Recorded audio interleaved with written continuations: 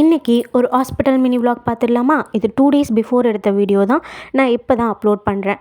ஒவ்வொரு செக்கப்புமே ஒரு மன நிம்மதியை கொடுக்குதுல்ல. நம்மளோட பேபியோட க்ரோத்தை அந்த ஸ்கேனில் பார்க்கும்போது, அந்த அசைவை பார்க்கும்போது ஒரு சொல்ல முடியாத ஒரு ஃபீல் தான் இல்லை.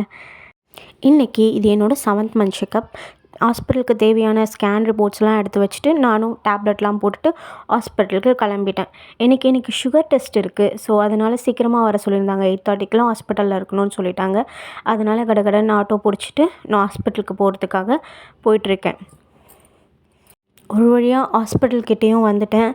ஆனால் இன்றைக்கி அந்தளவுக்கு ஹாஸ்பிட்டலில் கூட்டம் இல்லை. ஏன்னா சீக்கிரமாக நான் போயிட்டதால். அதுக்கப்புறம் சுகர் டெஸ்ட்டுக்காக அந்த குளுக்கோஸ் பவுடர் குடிச்சிட்டு 2 hours வெயிட் பண்ண சொல்லிட்டாங்க.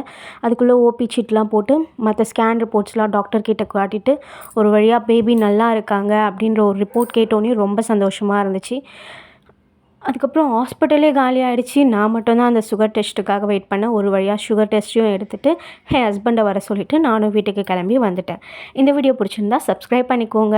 தேங்க்ஸ் ஃபார் வாட்சிங்.